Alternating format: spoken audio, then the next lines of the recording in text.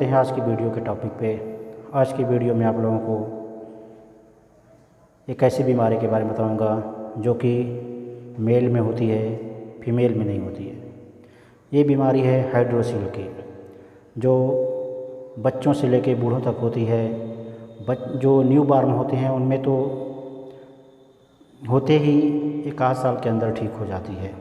अगर कुछ लोगों में, कुछ बच्चों में होती है लेकिन 1 आध साल के अंदर ही ठीक हो जाती है। लेकिन अगर यह ओल्डर मैन में हो गई, बड़े लोगों में होती है, तो इसको ठीक होने में समय लगता है। तो पहले जानते हैं कि ये हाइड्रोसील होता क्या है और कैसे इसको पहचान सकते हैं।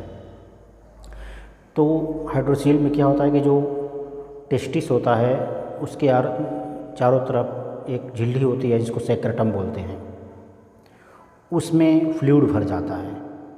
फ्लूइड भरने से उसमें स्वेलिंग आ जाती है, जिसकी वजह से वो लटक जाता है। मतलब उसमें वजन होने के कारण वह नीचे लटकना शुरू हो जाता है और बड़ा दिखने लगता है।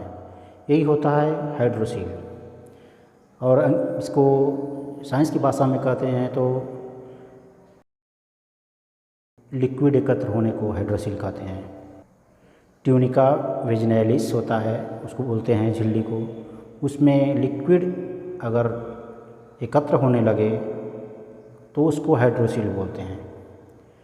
और ज़्यादातर कुछ लोगों में चोट की वजह से भी हो जाती है। जैसे ज़्यादा साइकिल चलाने वालों को भी हाइड्रोसील होती है, घुड़सवारी करने वालों को भी हाइड्रोसील हो जाती है, बाइक जो चला रहे हैं ज़्यादातर उनको भी हाइड्रोसील हो सकती है, जो कि चोट की वजह से हो सकती है।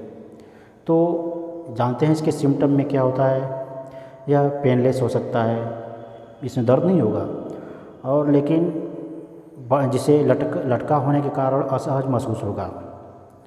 इसको चेक करने के लिए इसके जो टेस्टिस है उसके एक तरफ अगर टार्च जलाते हैं तो दूसरी तरफ देखेंगे तो अगर लाइट पास कर जाती है, दूसरी तरफ लाइट दिखता है, तब तो समझ जाएंगे कि यह हाइड्रोसील है जिसमें लिक्विड भरा है।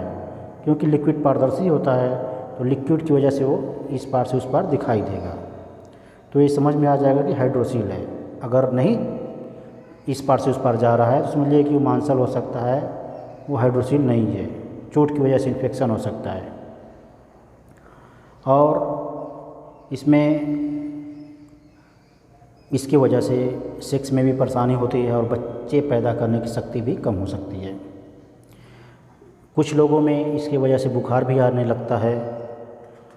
तो इसको ट्रीटमेंट करने के लिए, अगर यह हाइड्रोसील है तो इसका ट्रीटमेंट आसान नहीं है। इसको जिसमें का पानी है उसको सुखाने में बड़ी मेहनत करनी पड़ती है, सूखता नहीं है। कुछ डॉक्टर तो निडल से इसका पानी निकाल देते हैं, लेकिन वह सेफ़ नहीं है, उसकी वजह से इन्फेक्शन हो सकता है और आपको टेस्टिस गल भी सकता है। तो ऐसा ना करें, उसमें इंजेक्शन से पानी ना निकलवाएं। सबसे अच्छा उपाय है कि इसका ऑपरेशन ही करवा लें। कुछ दिन दवा चला के देख सकते हैं, अगर आराम होता है तो ठीक है। इसमें एक इंजेक्शन आता है स्ट्रेप्टोपेनिसिलिन और पेनिडोर, इंजेक्शन लगवा सकते हैं।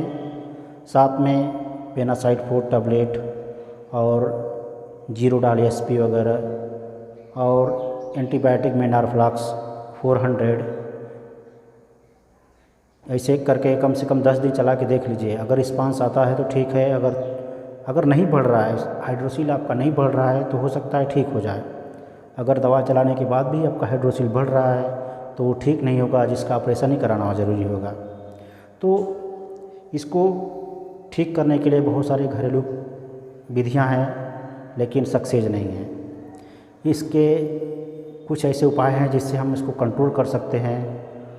जैसे कि आप लंगोट पहनिए, स्पोर्ट वाली जो अंडरवियर आती है उसको पहनिए, जिससे इसको हाइड्रोसील को सपोर्ट मिले और इसका लटकाव कम हो, ये नीचे ज़्यादा लटके ना।